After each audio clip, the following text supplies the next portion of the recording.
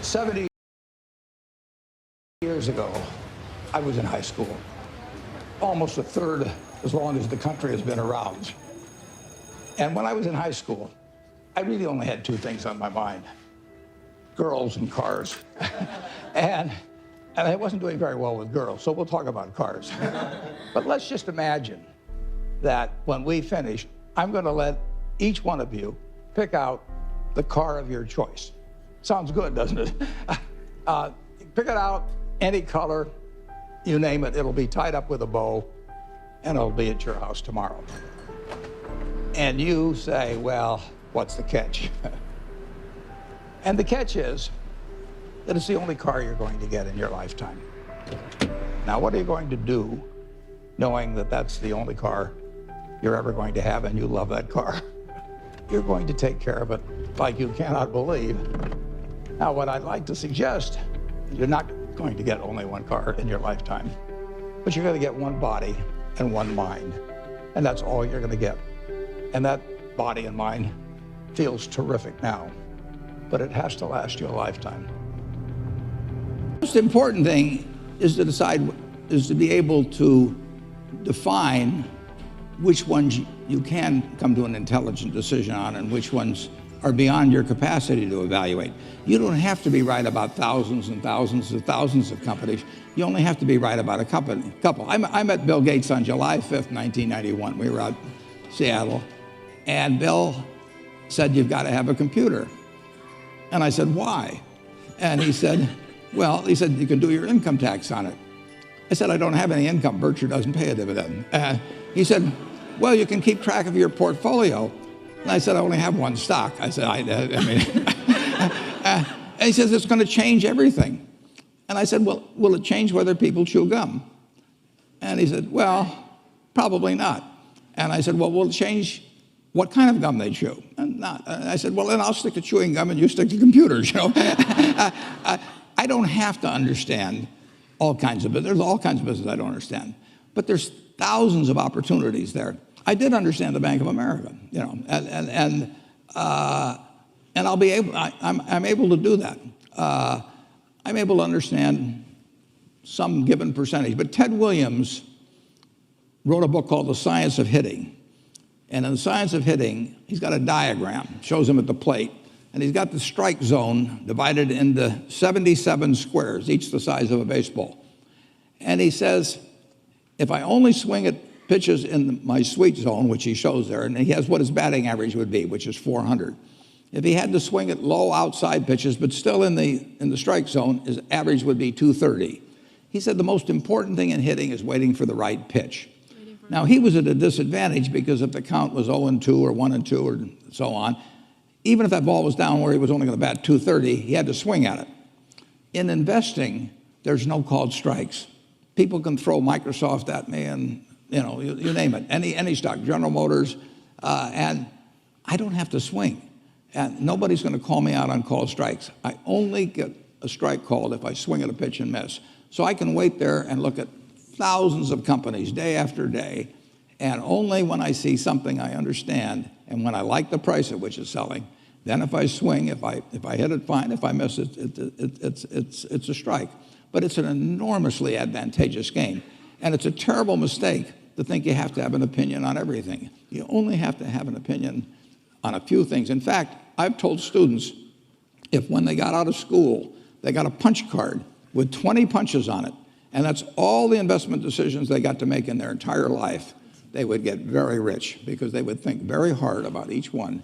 And you don't need 20 right decisions to get very rich. You know, 4 or 5 will probably do it over time. So I don't worry too much about the things I don't understand. If you understand some of these businesses that are coming along and can spot things on, if you can spot on Amazon, for example, I mean, it's a tremendous accomplishment what Jeff Bezos has done. And I tip my hat to him. He's a wonderful businessman. He's a good guy, too. But could I have anticipated that he would be the success and 10 others wouldn't be? I'm not good enough to do that.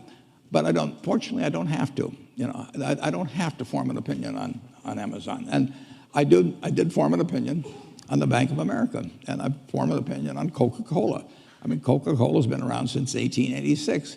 There's 1.8 billion 8-ounce servings of Coca-Cola products sold every day. Now, if you take 1 penny and get 1 penny extra, that's $18 million a day. And 18 million times 365 is 7 billion, 3 less 730 billion, or $6,570,000,000. So annually, $6,570,000,000 from 1 penny. Do you think Coca-Cola is worth a penny more than, Joe's Cola?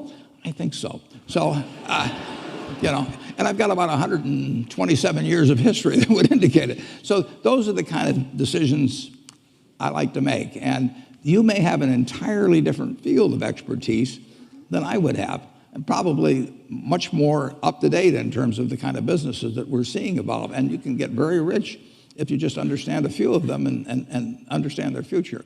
What is it that you two share? What makes this friendship so satisfying for both of you? Well, I think we both certainly share a curiosity about the world, and we come from two different but related worlds. So I think we probably spent about 10 hours of this 1-hour visit that Bill was scheduled on July 5th, 1991.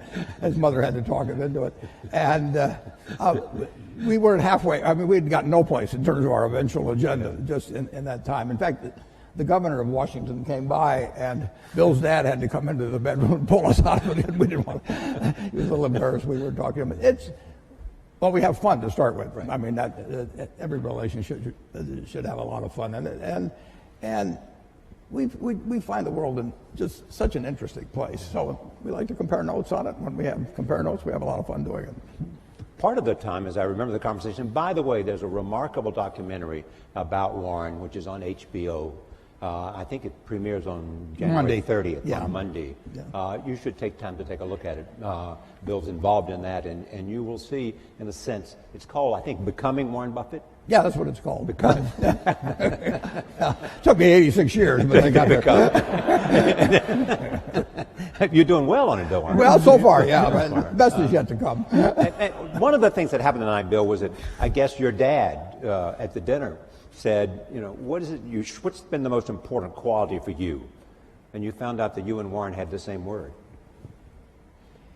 Yeah, I think curiosity, which Warren mentioned, is an amazing thing where you try and predict what's going to happen, and then when it doesn't, you sort of think, well, that drug didn't get invented, that stock didn't go up, that approach wasn't popular. What is it about my model of the world that's wrong? Who could I talk to? What could I read? And the things that have happened since 1991, mostly good things, have been amazing and just so much fun to talk about. We read the news and we think, God, what did Warren think about that? You both are readers. You read all the time, all day, Warren. Bill, you're a reader. You also do a lot of sort of courses online as well. I mean, what does that have done? What has that done for your life? The sense of constantly learning. Well, go ahead, Bill. It's an incredible time to be a learner. I remember when I was young, I had the World Book, which is one of Warren's products, and it was very good. But I always felt like, God, I want to get into this in more depth. I want to understand it better. Today, the videos that are online and the courses that you can buy with the very best professors, it's phenomenal. Take a subject like weather or climate change, or what's going on in economics, what's known, what's not known. Now with the foundation, a lot of what I need to learn is about biology, making vaccines, and what's going on with these various diseases. This is a phenomenal time to be a curious person. The information that's out there, I have my biggest problem is that I stay up too late because I'm reading and then I'm a little bit tired the next day. The other thing that you share other than reading is optimism. You believe in America. Absolutely. You have said to me more than once, I would give up a year of my life just to know what the next 50 is going to be like. Yeah, even the next 4 now. I mean,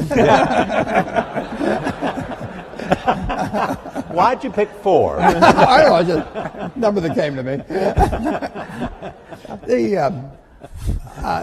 It is just fascinating what's happened just in my lifetime, in the 86 years. I should mention one thing about reading.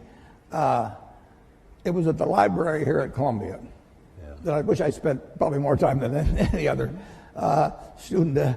I lived there practically. But I pulled the book out there, happened to be Who's Who in America, and it told me something about my professor, Benjamin Graham. And then I looked up and I went to the library and I said, I want to learn more about this because I learned this over here.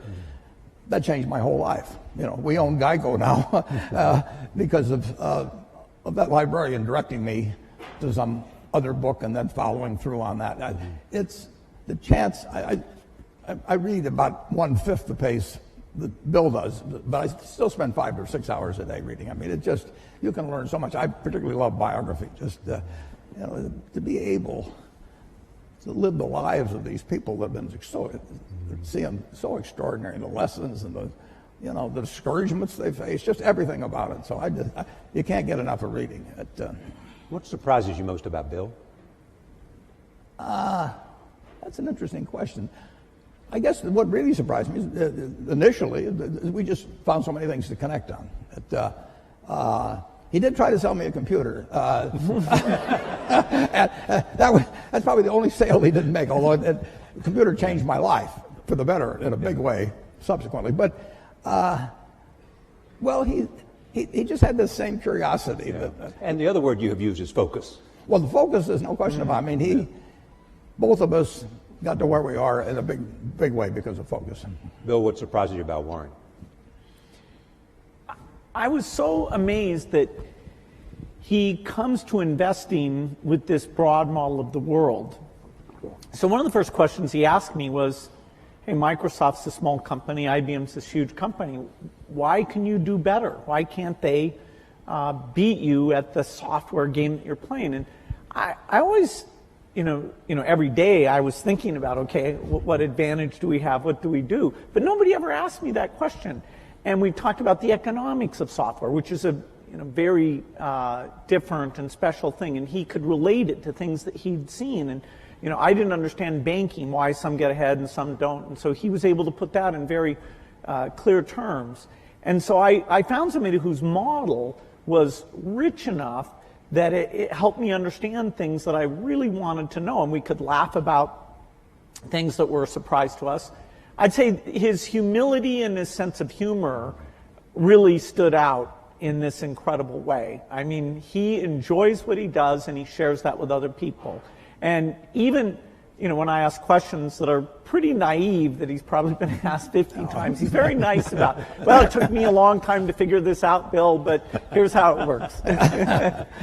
I tried Bill out with some non-transitive dice. And I'd read about him in Scientific American or someplace. And there were only 2 people in the world in the history of these dice that actually figured it out while I was trying to take their money from them. And one was the leading symbolic logician in the world, and the other was a drunk who didn't really know any better and asked the wrong question. But Bill said, wait a second, you choose first, and the game was over. You taught him, you didn't teach him, but you brought him into a great appreciation of bridge. Yeah, he'd play bridge, but the family is very big on games. His family was very, very big on games, and so we played bridge together, and we played in China, going down the great rivers when we were supposed to be looking at the scenery. We had a good time playing bridge. All right, we've got a lot of questions we want to talk from the audience. We want to start up in the balcony, so we haven't forgotten you. It's hard to see, but is there a number there that has a question? Okay, start it wherever it is. Yes, number 6.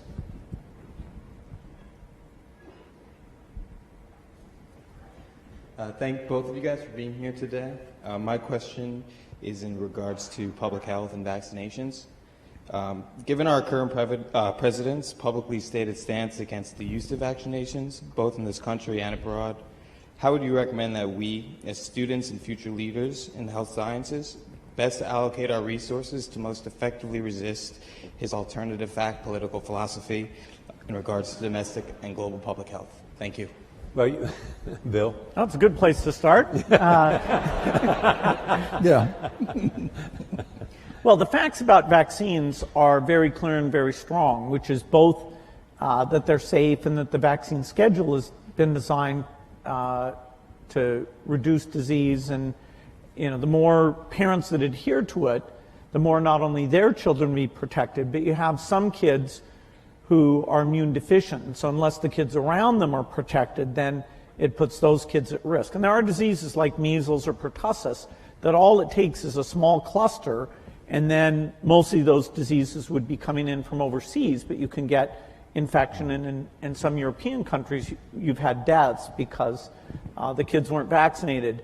I don't think the U.S. government is going to come out with any negative statements. There may be a commission, and fortunately, if you look at the facts are quite unequivocal.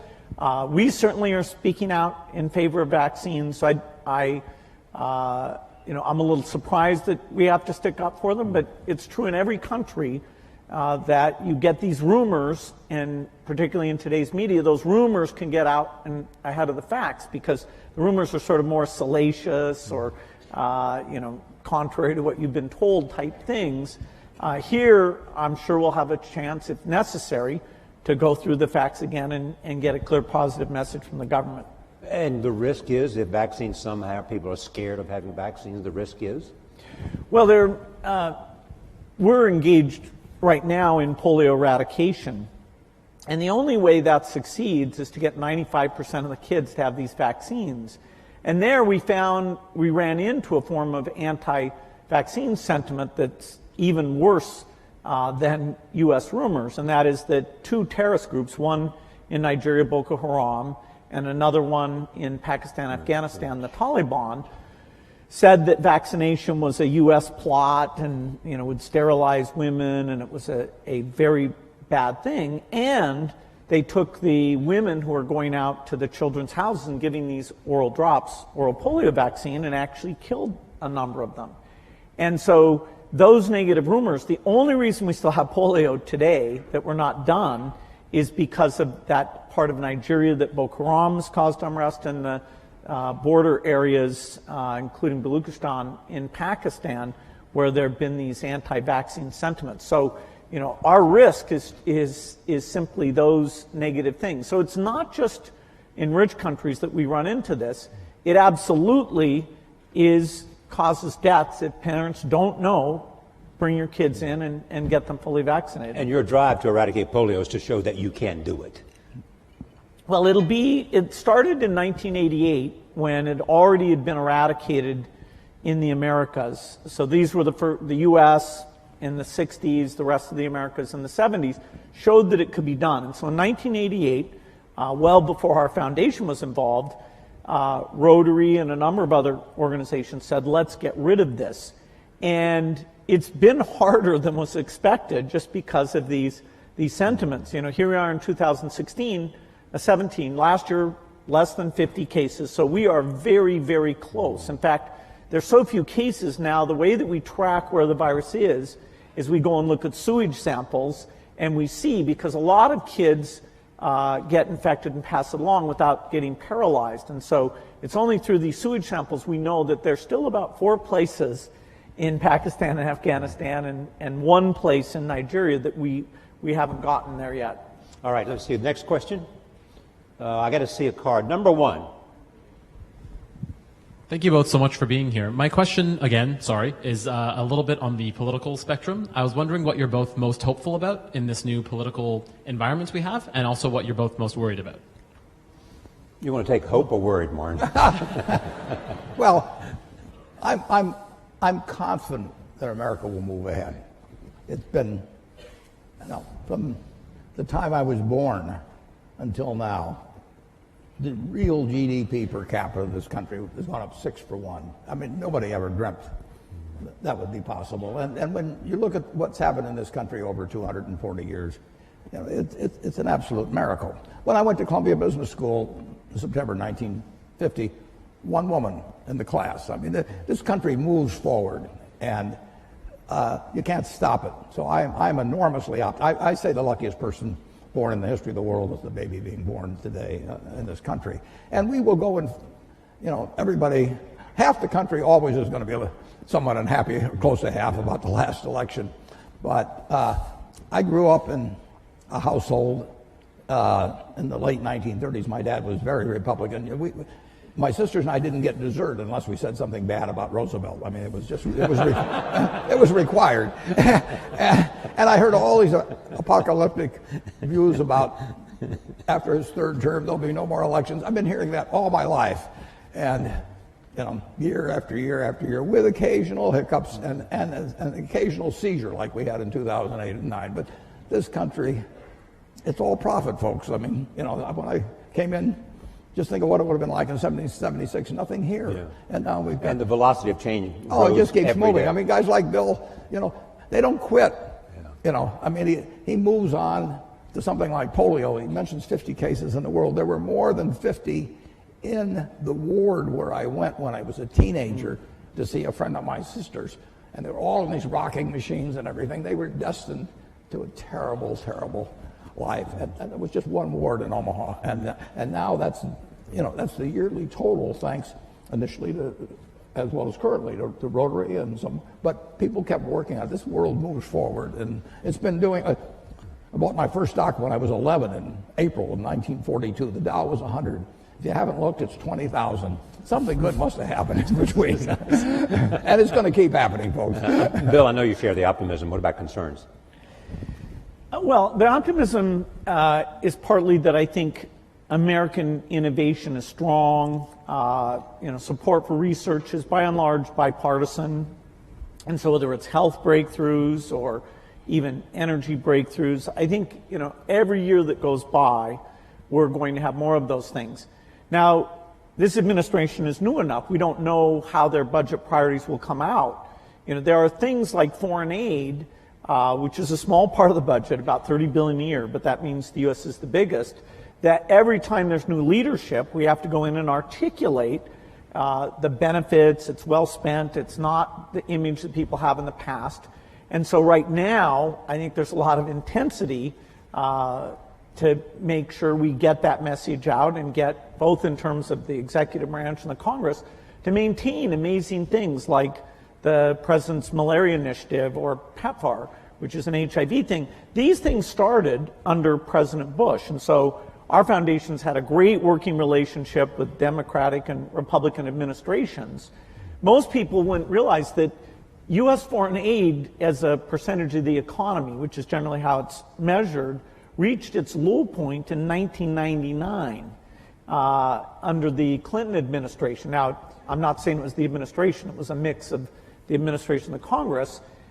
Then, during those Bush years, it went up fairly substantially. Now, the economy helped with that, but these initiatives were really amazing. And, I'm hopeful that maintaining or even growing these initiatives will be a priority when there's a lot of talk about tax cuts and different spending activities. And so it is a bit up in the air during these months ahead. And you've often made the point that no matter how big the private contributions are, sometimes in terms of sheer scale, you need a government.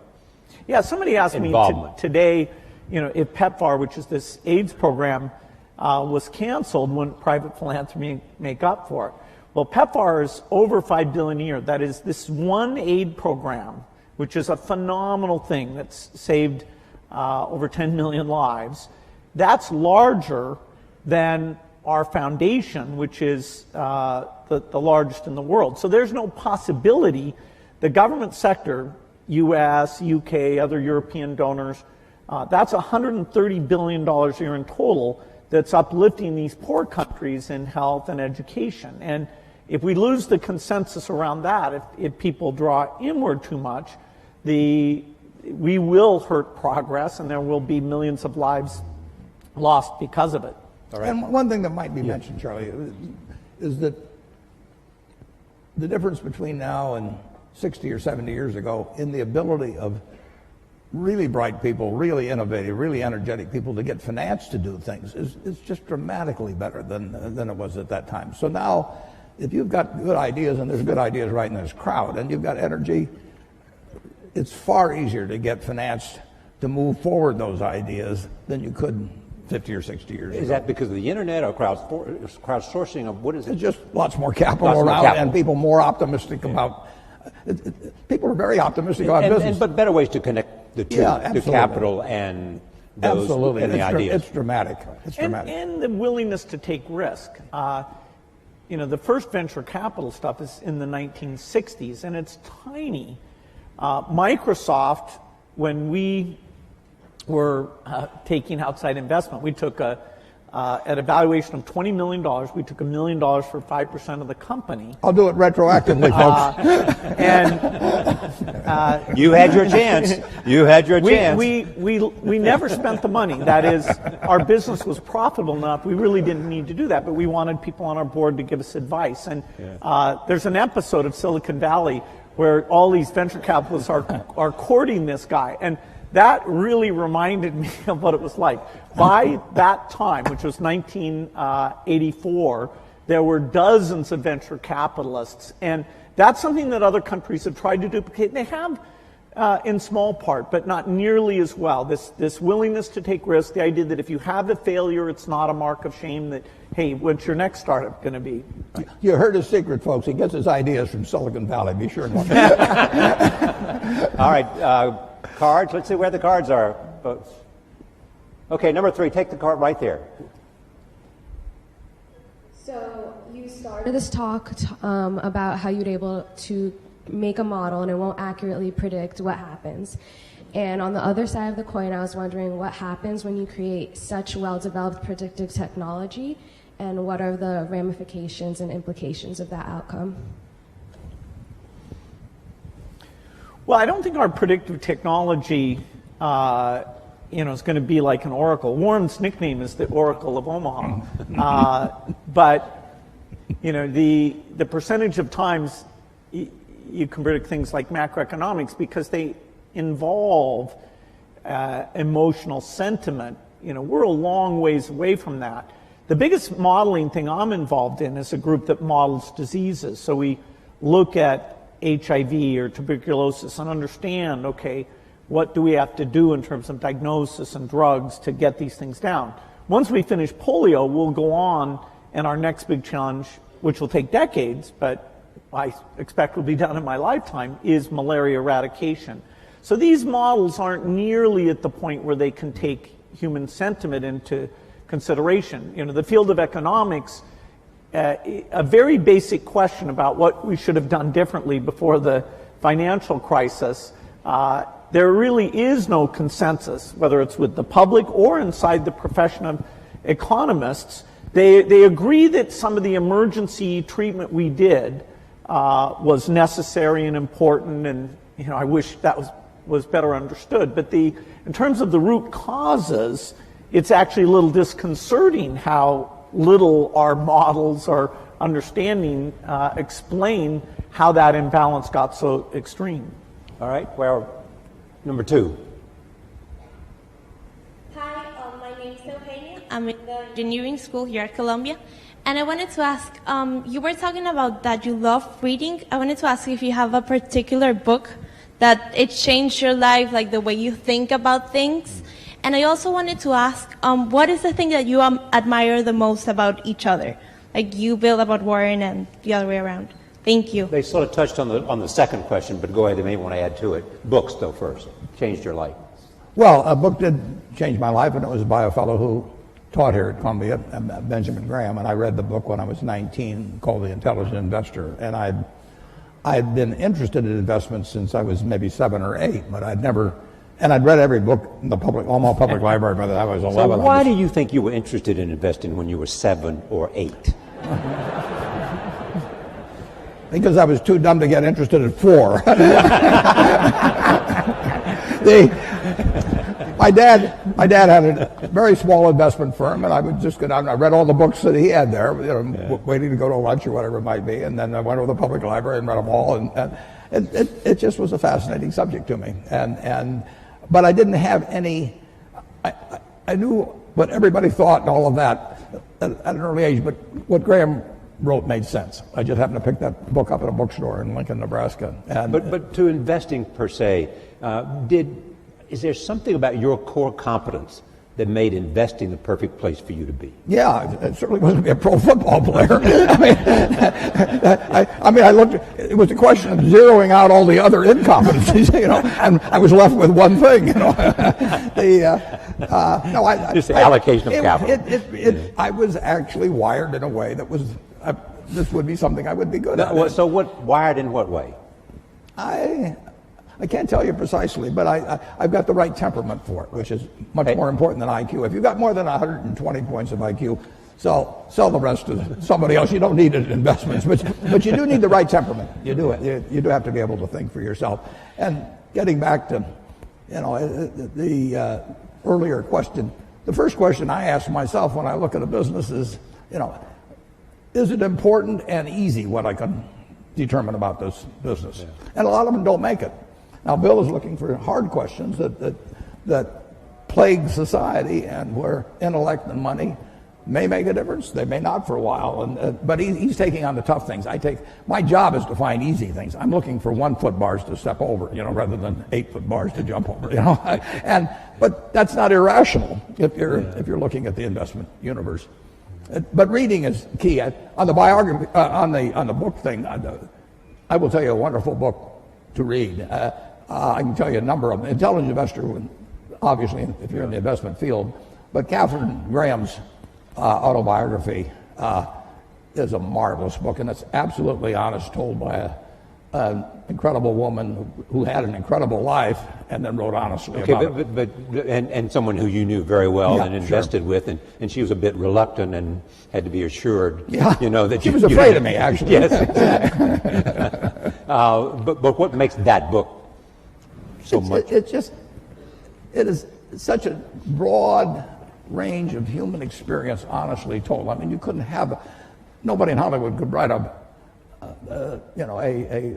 scenario that she lived through, and just to see that world develop, how she reacted to it and everything. You can learn so much.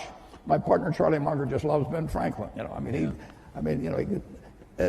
You can learn from other people and their mistakes, and I find biography is my favorite. Part of the reason you love biographies. Pardon me? Part of the reason you love biographies. Yeah. Okay. Where is a card? Right here. Just come here. I'm having a hard time seeing the card, so that right here. See where the hands are raised. Hi, my name is Chisholm. I'm a senior here at the college. I'm also a Gates Millennium Scholar with my family over here. So I'd like to ask, what both of you do involves a lot of risk. And sometimes you have to face the fear of failure with that risk. So I'm asking, how did you overcome that fear, and what steps did you take to do that? Well, I think I was very lucky that when I was in high school, the computer was brought in there, and I developed a fascination for it and became kind of fanatical about it. So that, I didn't view it as risky. I viewed it as this kind of fun hobby. Even when I went to college, which I didn't finish, but I spent time up in Cambridge, Massachusetts, I wasn't sure that would be my life's work. Now, as the chip came along and made it mainstream, it became very obvious that something dramatic was going to happen. And so my passion, my hobby, and the area I could start this company right at the beginning of the revolution, that coincided in a nice way. And I never felt it was risky. If Microsoft had failed, I didn't have kids or anything. I could go back to school and finish my degree and go get a job somewhere. I was very risk averse in running the company. I always made sure we had enough money in the bank to pay everybody for at least a year if nobody paid us at all. Because this idea, I was hiring people who had kids and families, and they were moving to work there. And here I was, 19, 20 years old, and sort of telling these people I'd be paying their salaries. So I was actually very conservative on a financial point of view.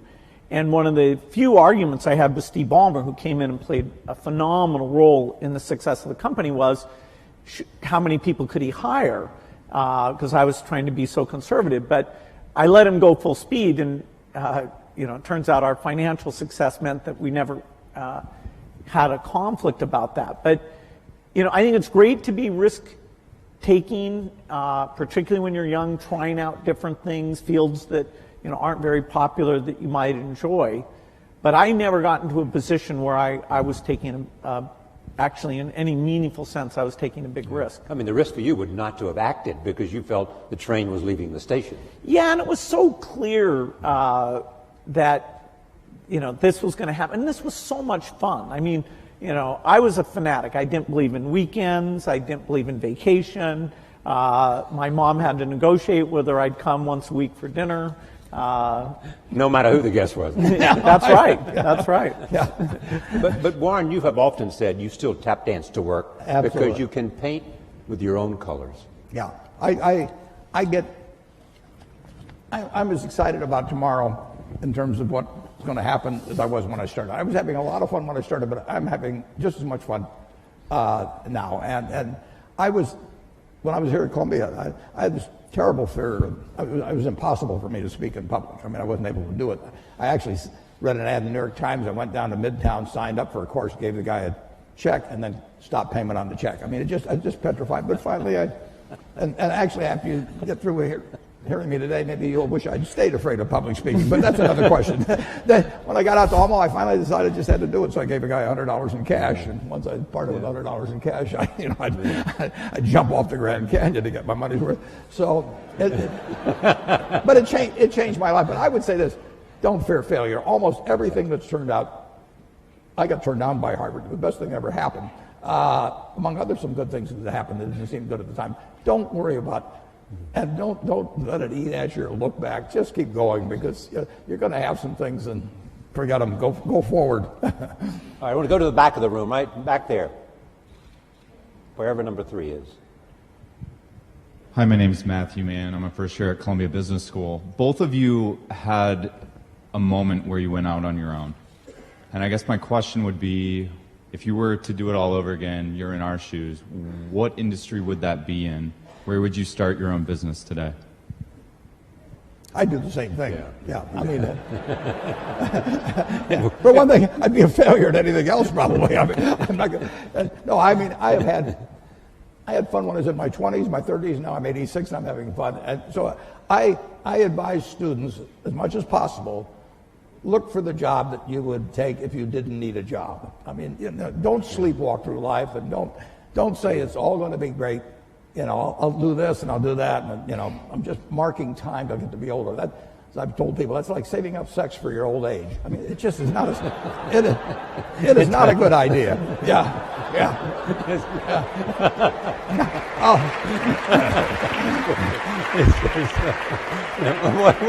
What are you urging them to do? I'll explain it.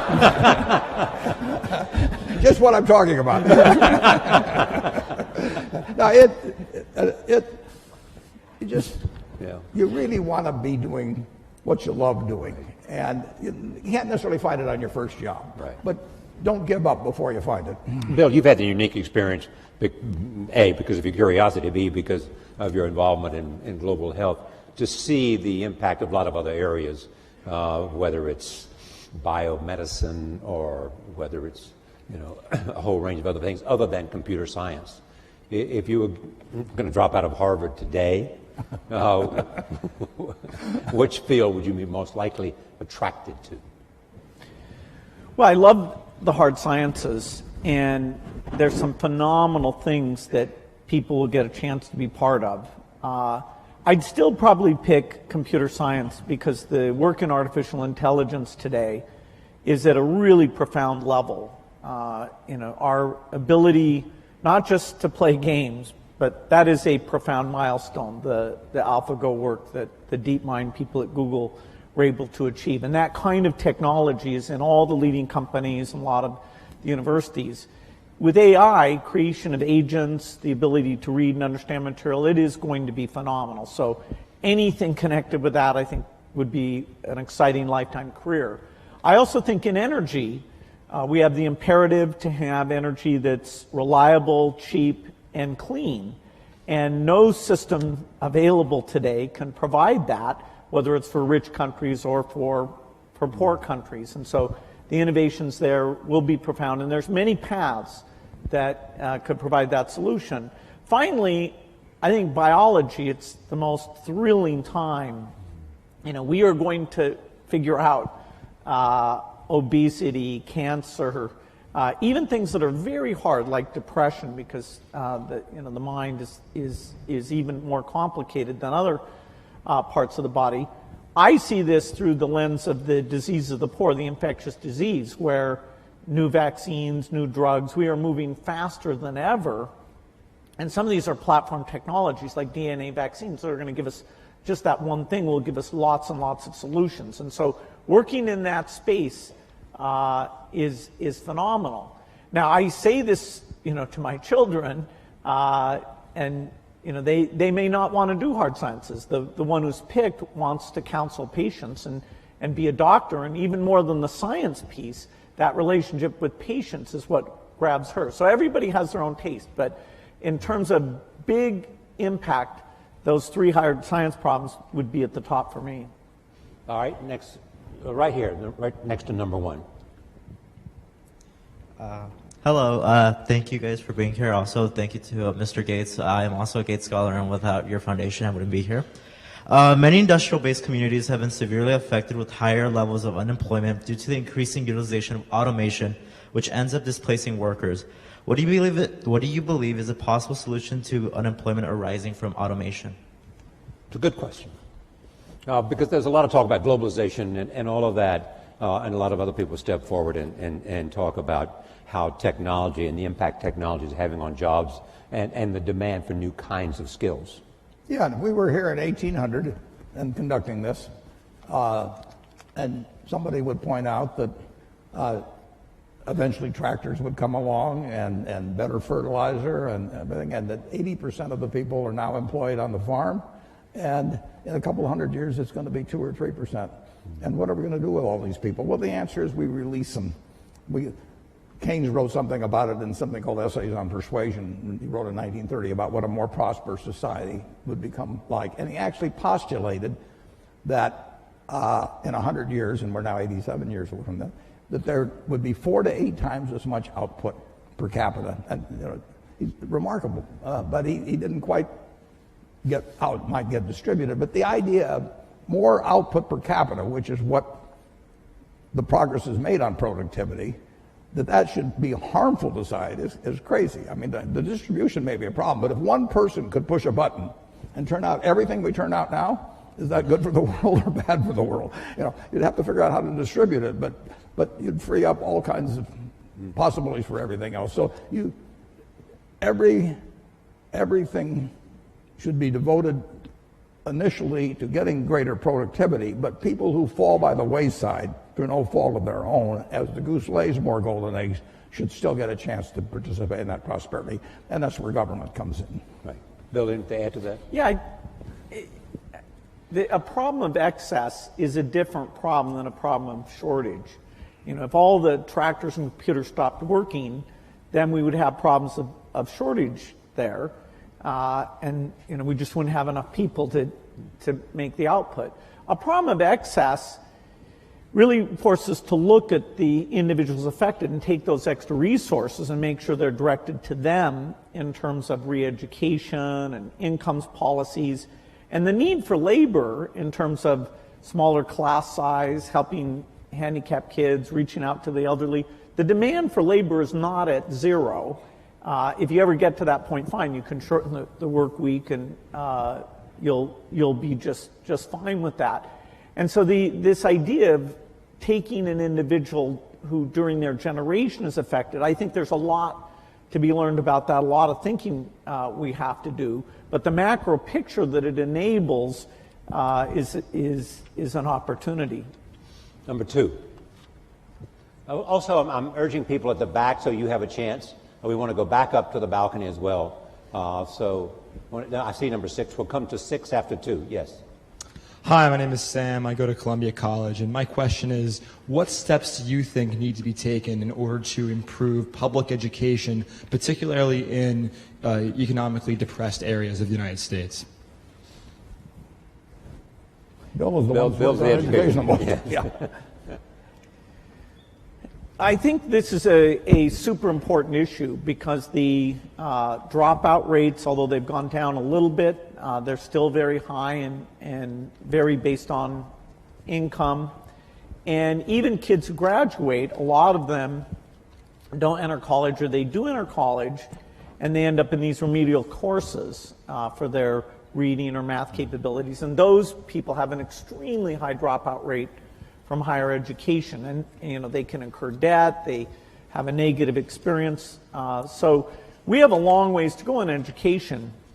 There are some very strong points of light, like here in New York City, some of the charter schools are, with even less resources than schools at large, doing a phenomenal job of educating kids. There are a lot of countries, particularly in Asia, who, spending way less of their GDP on education, are doing a great job educating their kids. And it's not just the top 20%. Their bottom 20% is pretty phenomenal in the case of China, South Korea, and Singapore. And so looking at what we've learned in charter schools in terms of building the culture, giving teachers feedback, what is good teaching look like? Do we give teachers a chance to learn from each other about that interactive element that makes the subject seem relevant and important? There are great teachers, but spreading those practices has been very, very tough. And so I'd say it's a top priority, and our foundation has that for our work in the United States. Education is the top priority, whereas outside the U.S., we take on health. It's a tough problem because the institution of education are fairly resistant to change, and people are not yet convinced by various approaches very easily. But we need to keep at it. We're going to stay and even actually put even more money into trying to help create models. Okay, up to number 6. Hi. First, I want to thank Bill. I've witnessed the role of your foundation in eliminating polio in India, and I'm really thankful for that. My question is more on how to set the basic level of debate in any public sense. Like, there are many trade-offs. How to explain climate change policy for people who are losing jobs in the coal sector? How do you balance the current short-term economic goals with the long-term peaceful transition to the renewable sources of energy? No, it's a good question. The certain topics are so complicated, like climate change, that to really get a broad understanding is a bit difficult, and particularly when people take any of that complexity and try and create uncertainty about it. And for example, India's kind of paradigmatic in that they want to electrify for all sorts of good reasons having to do with health and reading at night and quality of life. And the question of should they delay electrification for climate issues is going to be very difficult. The ideal is to innovate in such a way that they can go full speed ahead on electrification without emitting the CO2 that the natural path of them today, which is coal, is the way to go. And so we have a lot of cost reduction to do because rich countries may be able to buy premium electricity. When you get to middle income or lower, that's just not going to happen. And democracy has us allocate these resources in terms of investing in the future and things like research and investing in the present. And when you have a problem like the financial crisis, then you do get a little bit of more of short-term thinking. And I'm hopeful, I think it's better for the world and for the country if we can get back into a little bit more of a focus on the long term. We have some questions from Facebook. Warren, a central tenet of your investing is to invest for the long term. And this comes from Brian White, who says, how might Bill and Warren convince investors to think beyond short-term returns to encourage world-changing innovation? Well, I've spent my life trying to convince people on investing for the long term. Listen, if I knew how to double my money tomorrow, I'd probably invest for the short term too. But it's much easier to invest for the long term if you're just talking pure investment, because you know what's going to, in my view, be very high probability what's going to happen 10 and 20 years from now in a major way, and I don't have the faintest idea what's going to happen tomorrow or next week. But if you're talking about societal, it's very tough because politicians face elections either every 2 years or 6 years, and the way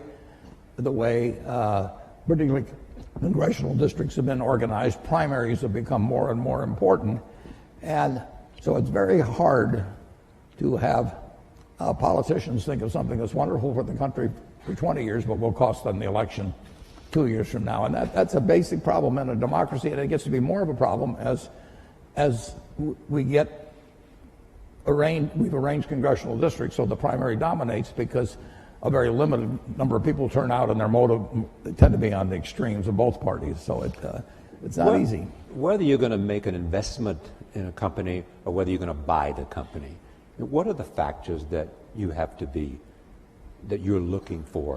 What test? I'm looking for durable competitive advantage. I'm looking for something that has a moat around it for a considerable period of time.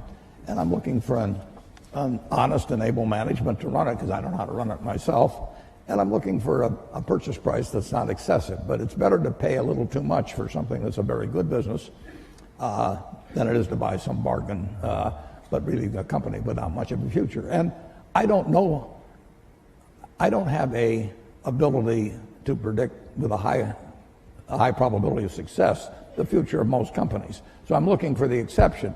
But the nice thing is, if there's thousands of companies out there, I really only have to be right on a couple. I mean, it's exactly the opposite of baseball, where you have called strikes, and the pitcher's trying to throw it to you at the worst part of the strike zone for you. And if he succeeds in getting into that corner 3 times and you don't swing, you're out. And investing, it's a no called strike thing. So I can sit there all day and somebody can throw me one company after another, and finally I get one in my sweet spot. Both of you have chosen both wives and partners well. Charlie Munger added what to you? Charlie Munger changed my views. He refined them in a huge way in terms of looking for the quality companies and looking for the ability to make an investment that would work out well for 5 or 10 or 20 years, as opposed to something there might be one. I call it cigar butt investing, where there was one puff left in the cigar, but the cigar was free, so you picked up these disgusting looking things and got one puff out of them and one onto another one. And that worked okay, but it was small scale, and it really doesn't build something satisfying. So he kept forcing me in the direction of saying, is this really a business we want to own for forever? And do we want to get associated? It's like a marriage. I mean, do you want to get associated with this person forever? And it's a great way to look at things. Bill, your wife, Melinda, has added what? Well, she's... Mother of 4 children. 3 children. How much time do I have? Because she is your partner, and she was there in the philanthropy from day one.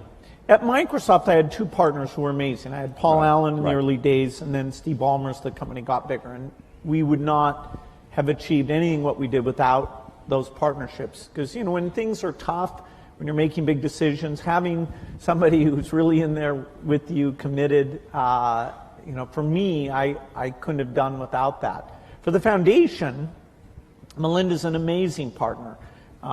She thinks about the people issues better than I do. She, knows when I get overexcited about the science. She can, make sure we're being realistic about it, and it makes it fun.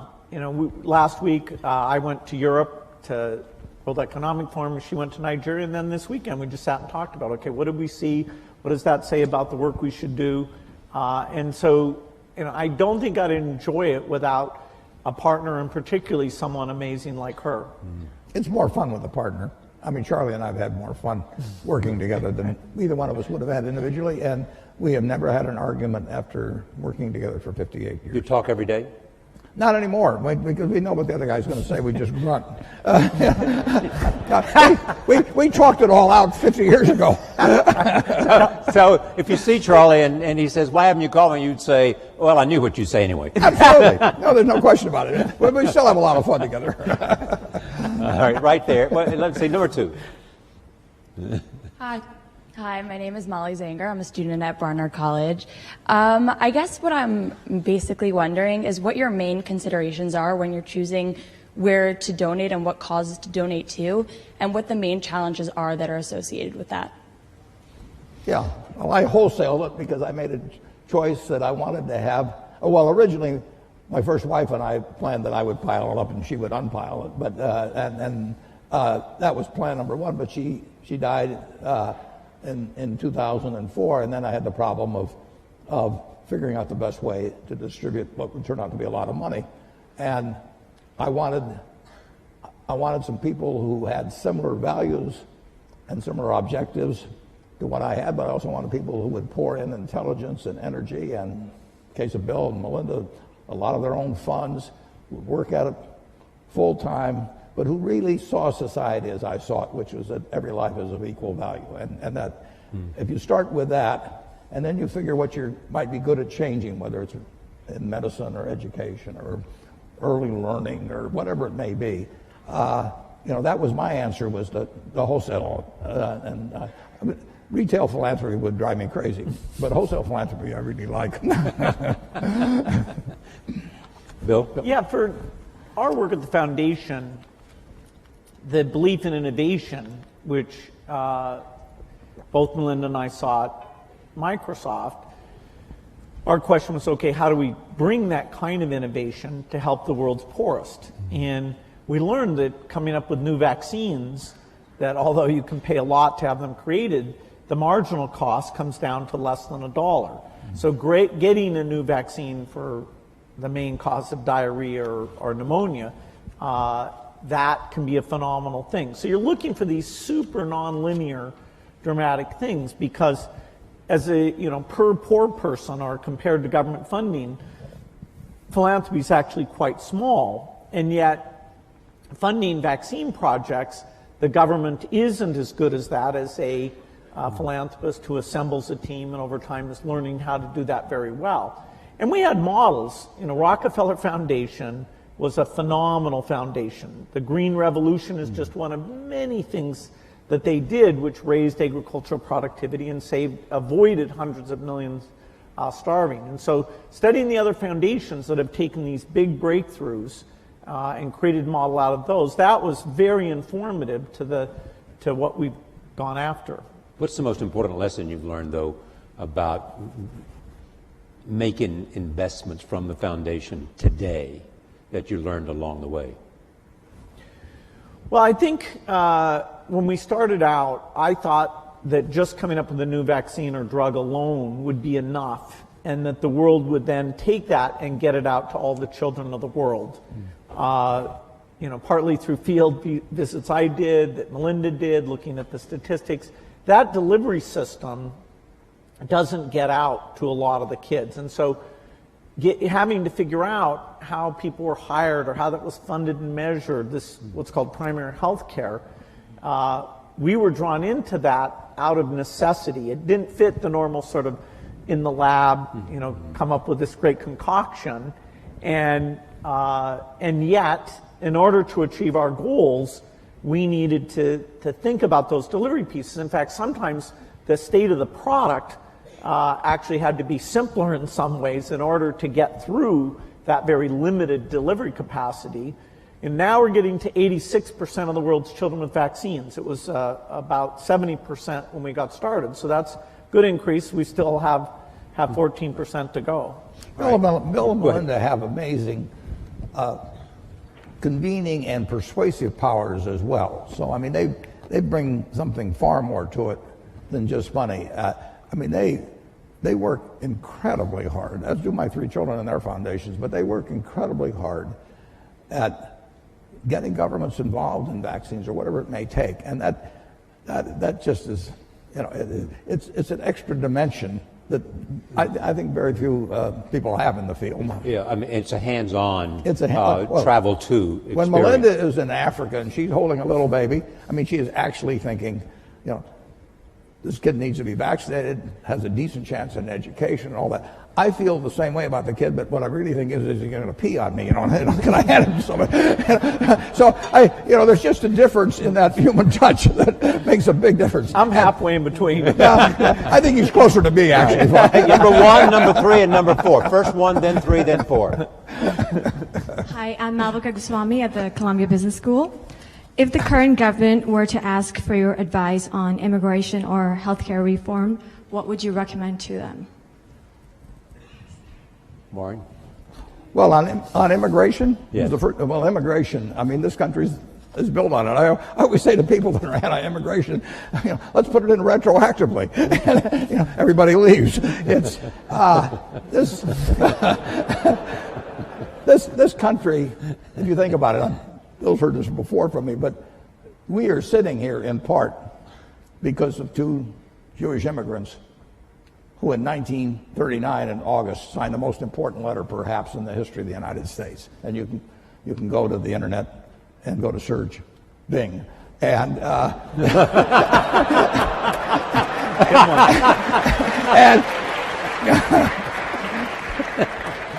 and just type in Einstein, Roosevelt, 1939. Leo Szilard and Albert Einstein, 2 immigrants, came here.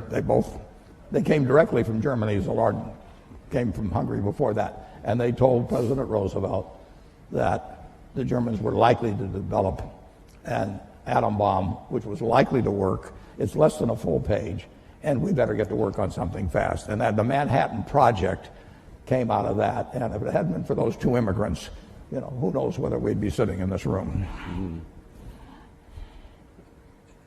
Immigration? I'm going to let him handle it.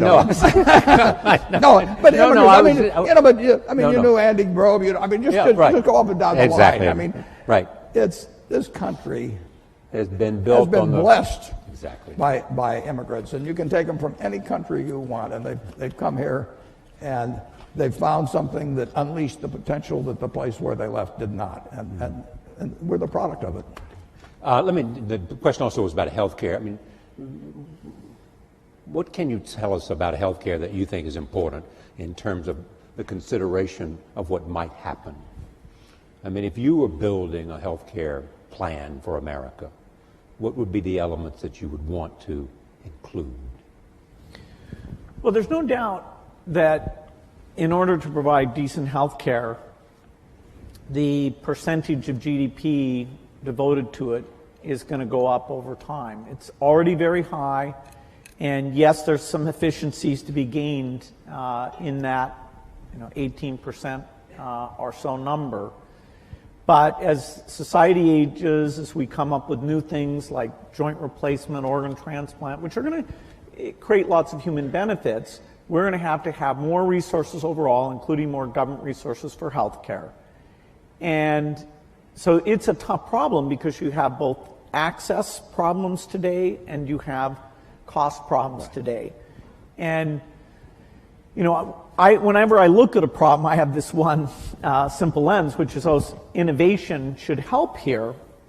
But in this case, innovation, while it will provide breakthrough drugs that will save costs, like if you can cure Alzheimer's, which we certainly haven't done yet, that will save on huge long-term care costs. So we have these chronic diseases that we've made less progress on than some of the others. And the market mechanism to get pharma to go after those things and the basic research US funds, I am quite optimistic that we'll have some advances. But they'll also give us some very expensive things that will mean we're spending more money against it. And I do hope, that at some point that we really are calling on the best minds to look at the incentives for the breakthroughs, the most efficient system we have here. I think there's a lot of unhappiness in the country now stems from the fact that the healthcare system isn't delivering, and yet people are saying less government, more government. Right. I don't think they're being given the depth of education about why it's so tough that over time will help them vote Yeah, for the right solution. The depth of explanation. Let me go. I'll go to Facebook in just a moment. But where was I? I promised 3, 4, and 6. 3 is there, and 6 is up there. So go 3, 6, and then we'll go to Facebook. Hi, my name is Josh Schaefer, and I'm a dental resident at Columbia. My question is, for future doctors and dentists of America, what advice do you have in giving about having a proper balance of providing that health care, but also mastering the concepts of business and economics? Well, Atul Gawande is, an incredible author. Exactly. He, in the current issue of the New Yorker, has the latest in wonderful articles about the healthcare system. And he's talking about the people who do sort of heroic surgery like himself are paid twice as much as the people who are on an ongoing basis in a great incremental way learning about the patient and seeing what works for them. And it's a calling cry to say, hey, that part of the system needs to be run better, needs more resources. So I think it's brilliant that he's saying that, and it also corresponds to what is working in some other countries. Okay. 6. Hello, my name is Donna. I'm from Columbia College. So you both have invested a great deal of money abroad, but there is a prevailing belief by some that there are pressing issues in America. There are poor people here, there are sick people here, and we should deal with that first before even tackling anything abroad. So what are your thoughts on that? Well, my own personal thought is that every life is of equal value. And in many ways,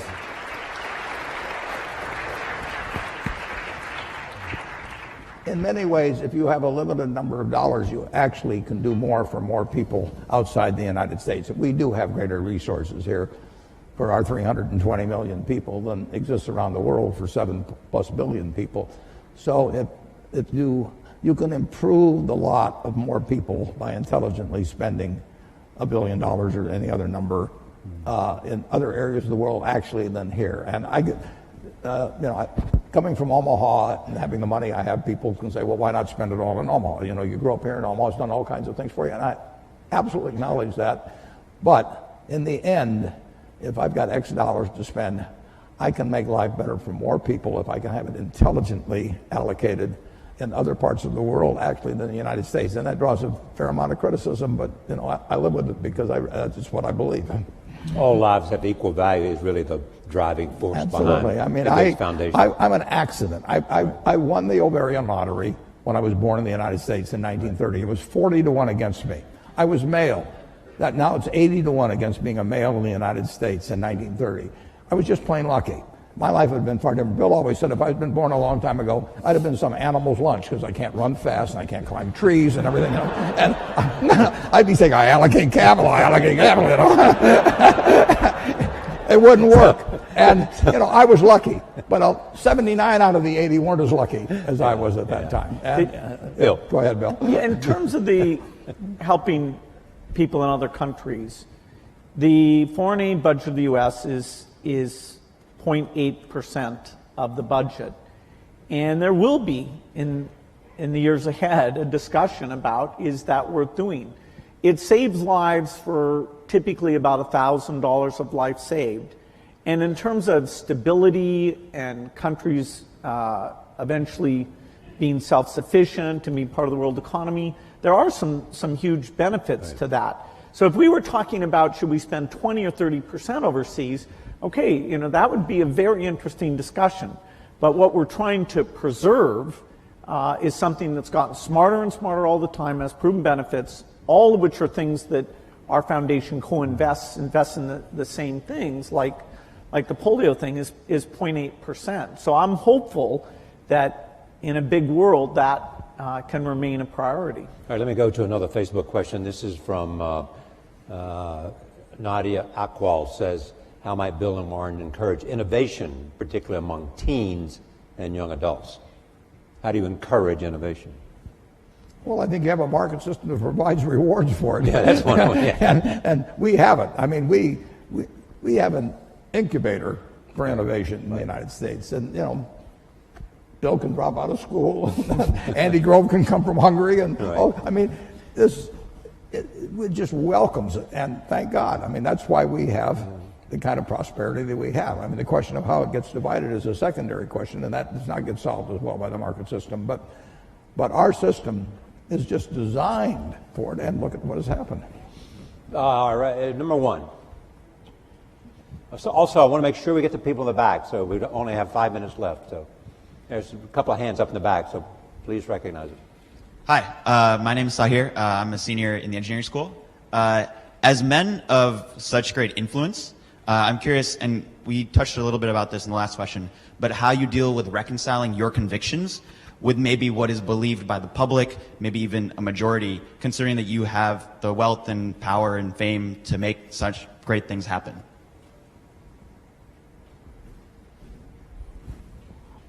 Either. Well, I don't see, the convictions I have, I love sharing them and talking to people and understanding, where people disagree. I can be overly science-centric about things.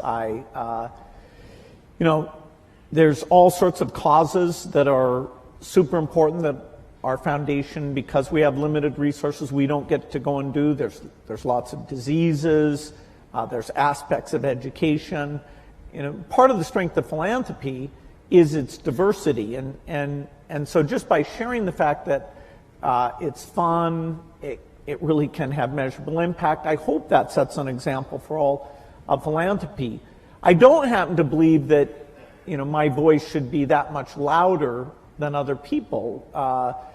So some of these big political donations, at least I and I think Warren as well, we've chosen not to have that be a huge way that we're spending our money. That's a personal choice. The money's being saved not for the megaphone, but for the work of the foundation. Yeah, we get a podium of a certain sort, but people do not. With a partner like Charlie Munger, you don't have to worry about my views being accepted automatically. They point out the shortcomings. And the influence of money in politics, I really think, is bad news for this country. I think Citizens United was a terrible decision. And the idea that somebody can pour millions and millions of dollars into a campaign, and in certain cases it not even be identified, I think really kind of goes counter to the kind of America I believe in. The two of you created, along with Melinda and others, created the Giving Pledge. How's that going? Going terrific, Bill. It really is going terrific. Yeah, philanthropy is kind of a lonely Bill, tell them thing. what it is exactly. Yeah, okay, this is, we love philanthropy of all types, and part of the strength of American philanthropy is actually people with very little who are incredibly generous. Here, though, we said for the people who are super lucky, have over $1 billion, we want a group who are working together, who are committed to give the majority of their wealth away, to learn from each other. What's worked, what hasn't worked, how do you involve your kids, how do you hire staff, and they'll find areas they're working on together and cooperate, but we're not pooling any money. And we thought we'd get 20, 25 people together, and in fact now we're at 156. So it is a wonderful yearly event. I've made some great people. I do think that the quantity and quality has gone up because we're getting together. We'll never be able to measure that in a direct way, and we're making special efforts in China and India because now we have a lot of wealth there that wasn't there before. And in their own way, I think by having a strong philanthropic sector, that will help those countries and therefore help the world. What's interesting now, Bill and I are having dinner actually with the group tonight, for example, but if you go back 100 or 150 years, people got wealthy by making some money from the first oil refinery or still a mill and building another one, and Henry Ford would build a plant to build cars, and then it would be from retained earnings, which eventually turned into cash. Now you can get rich very young just by having an idea, right. And you can get that idea monetized and capitalized in a way that you cannot believe. So we are particularly interested in getting younger people interested in philanthropy because there are huge fortunes by people that are now in their 20s and 30s. And just think of what the potential for that group. And so this thing has worked out way, way better, including getting younger people to join us. Number 6. Hello, my name is Christina Nunez. I'm a fellow dental student to Josh. Thank you for speaking with us today. I'm curious about your insight related to relationships. I'm personally, given a desire to honor myself and respect other individuals, have found it difficult throughout life to discern which relationships to really foster and invest in and accept challenges from, and which to kind of forego and abandon because they're more harmful than helpful. So are there any major life lessons that you two have learned through your personal experiences? Well, it's a very important question. And the more you will move in the direction of the people that you associate with. So it's important to associate with people that are better than yourself. And actually, the most important decision many of you make, not all of you, will be the spouse you choose. Right. And you want to associate with people who are the kind of person you'd like to be. You'll move in that direction, and the most important person by far in that respect is your spouse. I can't overemphasize how important that is, and you're right. The friends you have, they will form you as you go through life, and make some good friends, keep them for the rest of your life, but have them be people that you admire as well as like. Bill, you'd add to that? Yeah, some friends do bring out the best in you, and so it's good to invest in those friendships. And some friends challenge you about things you're doing, and that level of intimacy is great. I wouldn't say that I was so obsessed with work. I didn't invest, I'd say, in my 20s and 30s as much as I should have. It's really through Melinda and seeing, other people I realized, okay, that is, it's